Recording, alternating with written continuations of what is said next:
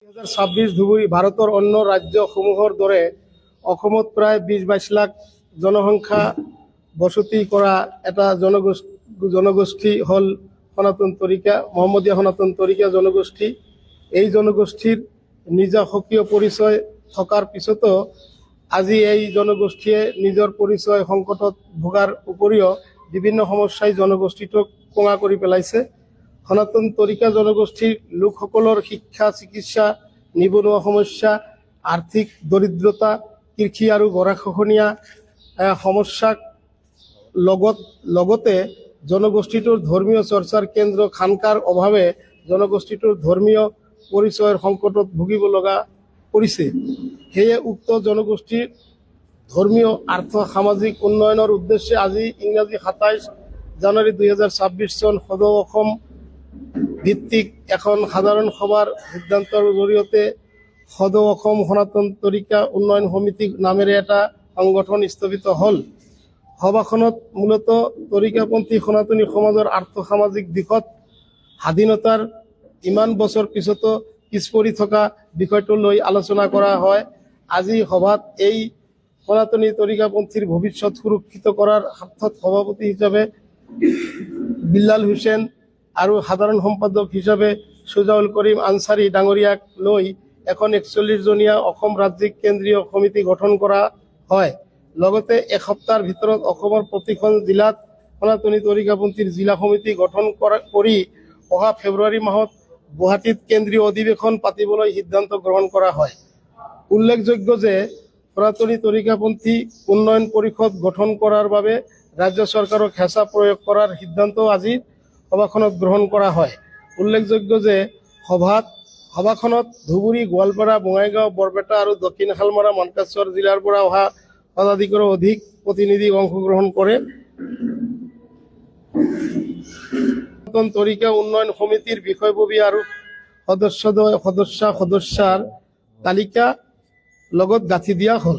আমাৰ আছে, কাৰণ এটি ইতিহাসতো আছে, ঋগ্বেদ, যজুৰ্বেদ, সামবেদ, অৰ্থবেদত লিখা আছে যে সাধু পুৰুষ আৰব দেশৰ মক্কা নগৰত সাধু ব্যক্তি এজন জন্মগ্ৰহণ কৰিব, তেওঁৰ নাম হ'ব মুহাম্মদ। তেওঁ সকলো মানৱ জাতিৰ কল্যাণৰ কাৰণে আহিব। ইয়াতে হিন্দু মুছলমানৰ কথা নাই, শিখ খ্ৰীষ্টানৰ কথা নাই, সকলো মানৱ জাতিৰ কল্যাণৰ কাৰণে তেওঁ আহিব এই পৃথিৱীত। আৰব দেশৰ মক্কা নগৰত ডিক্লিয়াৰ আছে এডভান্স আগতে। গতিকে আমাৰ সেই অনুসৰণ কৰিয়ে আমি সনাতন সাধু আল্লাহ মানু, আল্লাহ জিকিৰ কৰো আমি, আল্লাহ আল্লাহ বুলি।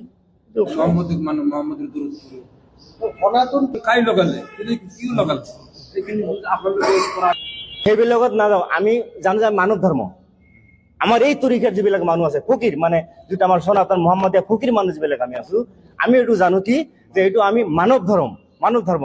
আমি সব জায়গাত চাব, আমাৰ ফকীৰ মানুহ কত কাজিয়া নকৰে, কিন্তু চাব কাৰো লগত মানে ধাকা ধাকি নকৰো, একো জায়গাত নাযাব। কি আছে বাদ দিয়ক, নালাগে এইবিলাক।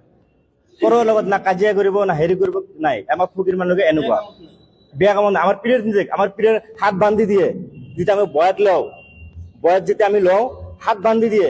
না কাৰো লগত কাজিয়া কৰিব পাৰো আপুনি, না কাক মাৰিব পাৰিব, না কাক বেয়া কথা ক'ব পাৰিব, না কাক আপুনি মানে কাৰ পেটত লাত মাৰিব, এনেকুৱা নাই। এনেকুৱা কৰিলে আমি মানে মিয়া মানুহ। আমিতো আপোনাৰ এটা কথা কলো যে আমাৰ যিবিলাক আমাৰ মানুহবিলাক আছে, আমি পীৰত যেটা আমাৰ গুৰু ভক্ত, যেটা আমি গুৰু মানুহ, পীৰ মানুহ, মুৰ্শিদ মানুহ। আমাৰ বেছিভাগ আমি যিমানখিনি জানো, আমাৰ কোনো হেৰি নাই, মিয়া কি অমুক কি তমুক কি নাই। আমি জানো মানৱ ধৰ্ম, সব ধর্ম মানে সঠিক ধর্ম। মানব মানে সবার কারণে শাসদ মৌলানা মুজারুদ্দিন আহমেদ কাদের রহমতুল্লাহ এ থেকে আমার জলস্বর হয়ে গেল। আমি 51 আগত হয়। আমি এতিয়া খিলুঞ্জিয়া দিব না কি দিব, আমার মাননীয় মুখ্যমন্ত্রী মহোদয় ভালকৈ জানিব, কব পাৰিব। আমি এইবিলাকত নাই। কি কৰিব আমাৰ মাননীয় ডক্টৰ হিমন্ত বিশ্ব শৰ্মা মহোদয় এই কৰিব।